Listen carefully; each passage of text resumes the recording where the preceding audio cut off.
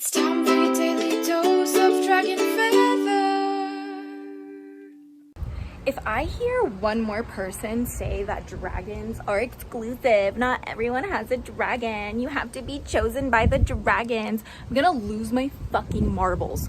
Why? Because everyone deserves dragons! And I really seriously mean that, because if you look, you don't even need me to say anything. Just pull up Google, okay?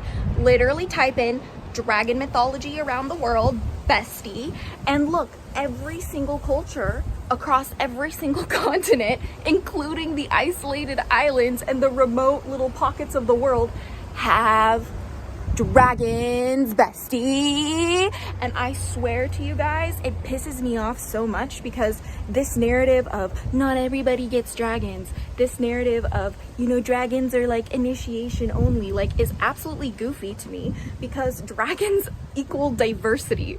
Literally the most common connection humanity has with each other, especially spiritually speaking, is the darn dragons. If you're new here, assalamu alaikum, merry meet, and welcome back to your daily dose of DragonFaether. My name is Azura DragonFaether, the Draconic Priestess, and I will be your host today for telling you why everyone deserves dragons. And I cannot even fathom how people who claim to, you know, work with dragons or understand their mythology, or, you know, just have a practice with either draconianism or the draconic path, or, you know, dragon alchemy, or, you know, draconic Wicca, or anything really, like a dragon magic. Like, I can't believe it that they say that there is literally only a select few people who work with dragons. No, everybody has a dragon that they can connect with. This is complete falsehood when people say this. And I need you guys to know, who's watching this right now, if you're interested in working with dragons and you have encountered people who have made you doubt your connection to the dragons, made you doubt your worthiness to the dragons, I want you to stop, because you don't deserve that, bestie. You deserve to feel empowered and loved and adored by the dragons, because they belong to all of us. They remind us, they are portals to different cultures around the world, to different peoples, different belief systems, different ideologies. And it's magnificent. It's beautiful. It is literally my most favorite thing in this world. It's my absolute major, like, special interest, okay?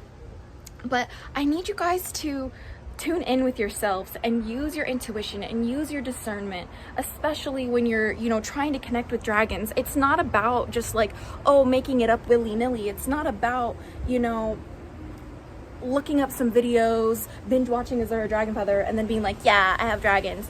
Like, obviously do your research. Like, obviously do the best that you can. Obviously don't, like, just pull it out of your ass, right? Like, that's not what I'm telling you to do. I'm not telling you to not take it seriously, because everyone deserves dragons. I'm telling you that's an even bigger reason to take it seriously, okay? And everyone needs to know that dragon magic and working with dragons in general tends to attract people who are predatory, tends to attract people who power trip, tends to attract people who are very insecure and looking for any way to validate themselves and feel superior than others. There's a huge chosen one narrative surrounding dragons, and that is just absolute batshit. It's wackadoodle donkey bananas, because dragons belong to everyone. They are in all of our histories. If you simply just find out, you know, where do you come from, right? Like, so for example, like, I have Nordic roots, so I would look into Jormungandr, I would look into Fafnir and Nidhogger. Like, why are we saying, okay, why are we saying that dragons are exclusive? No, dragons are not a closed practice, okay? There are certain traditions when you work with dragons that are initiation only kind of thing. There are certain, you know, groups of people that have their own traditions that are initiation only. That's cool, that's fine, like, that's great, kudos to them. But to claim that every single person can't just work with dragons, that's absolutely insane. Like, you have to understand that everybody has a unique experience, everyone has a unique spiritual perspective, and ultimately You get to decide, you get to explore. And you know, there are some closed dragons, don't get me wrong, like Quetzalcoatl from, you know, Mayan Aztec mythology, but like that's kind of like, you know, there's a nuance to it, right? But I'm just saying, like, to find your dragon guardian, right? Like how I have Pickle Chips, my celestial dragon guardian, how I have Rosie, my fairy dragon guardian, how I have Monte, my angel dragon guardian, how I have Saphira, my frost dragon guardian, just to name my primary dragons. Those kinds of dragon guardians, they're for everybody. And you deserve to have a safe space where you can connect with your dragons. And this is why most of us gravitate towards dragons, is to feel safe after we've been through horrible, horrible things. And for anyone to try and prey upon you for that, shame on them.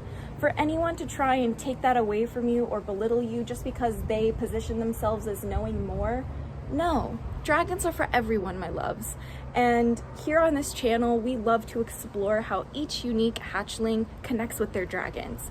If you would love to share your connection with dragons, please join us in the Hatchling Clan Discord server. It's the first link in the description of this video. And we have an I Love Dragons chat where we just talk about how much we love dragons all day long. And it's because this is something that not only makes us feel safe, but it's something that inspires us. See, the dragons inspire us to be better. They are mighty, fascinating, magnificent creatures, and their abilities and their appearances and their lore and mythology is something that captivates us so dearly. And this is something that I want to focus on. I want all of us to understand that we deserve to deep dive this. We deserve to explore this.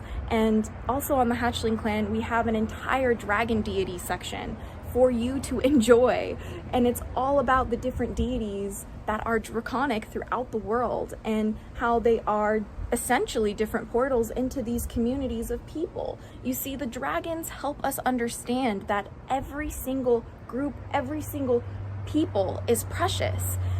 They teach us to protect what's precious, not to gatekeep it. Okay? They are gatekeepers of what's precious, but they are not gatekeepers of, you know, protection. They're not going to keep you away, you know, from the dragons if you feel called. If you love dragons, my darlings, the dragons are already with you. They are in your heart if you love the dragons. Everybody can believe in them the way they are. And ultimately, what I've come to learn as I've been working with dragons for 20 plus years is that everybody defines dragons differently and everybody believes in them differently. And that is the magic of dragons, because when we have our own unique belief in them, that changes the way they express themselves in our reality. Do you realize that? Dragons express themselves differently depending on how you choose to put your faith in them. And that is what makes them so different than anything else on this planet. Anything else that you can work with in a spiritual sense, right? For me, I love to experiment with different ways of believing in dragons to see how do they express themselves differently. It's fun for me, right? But some people, they might have comfort in a particular type of belief with dragons. Some people can't wrap their heads around dragons being real in like a spiritual sense, where they are like spiritual entities that you talk to. And so they just connect with the symbolism. They just connect with the archetypes and just connect with the mythological lore, and that is valid, okay? But there's some people who feel genuinely so taken care of, genuinely so safe and protected when they have this, you know, relationship with them as like a spiritual entity. And I'm not ever here to judge you or your practice. I am here to remind you to follow your heart and your intuition, because I am a firm believer in religious freedom, right? Like, you are entitled to your religious, your spiritual, your faith-based practices. And anyone who tries to, you know, insert themselves over you with that is imposing upon your freedoms. And the only exception is as long as it doesn't hurt anyone or take away from people who have systemically been oppressed and denied and even unalived for their belief systems, then it is for you, and you can study it and you can learn about it, and you can, even if you don't necessarily like I don't worship like Quetzalcoatl, I don't work with Quetzalcoatl. It's a closed, like, it's like even offensive to call him a dragon, right?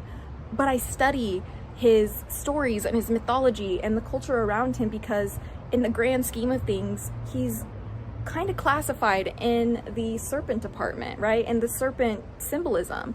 And I can still learn from Quetzalcoatl, but I don't need to worship him. I don't need to work with him. I don't need to venerate him. I don't need to, you know, any of that. There's always going to be a nuance with your craft. And that is the magic of this practice, is that you get to decide what it is. You get to decide how it looks for you. And here on the channel and within the Hatchling Clan Discord server, that's what we encourage.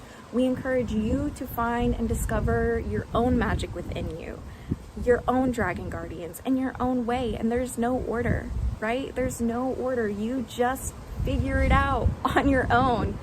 You know, a lot of people say that the Draconic Path is like this particular subscribed thing that you do. And I couldn't disagree more, because truly the Draconic Path and like dragon magic and anything like that, what makes it truly dragon magic, what makes it truly the Draconic Path, is following your dragons, following where the dragons lead you. And they lead us all in such unique different ways, which is why there is no one way to define a dragon, and there's no one way to define a dragon witch, and especially no one way to define dragon magic. So thank you guys so much for tuning in today for your daily dose of DragonFaether. I had so much fun hanging out with you. Don't forget to join us in the Hatchling Clan Discord server. If you love dragons too, it will be the first link in the description down below. And until next time, stay geeky, cheeky, and freaky, little hatchlings.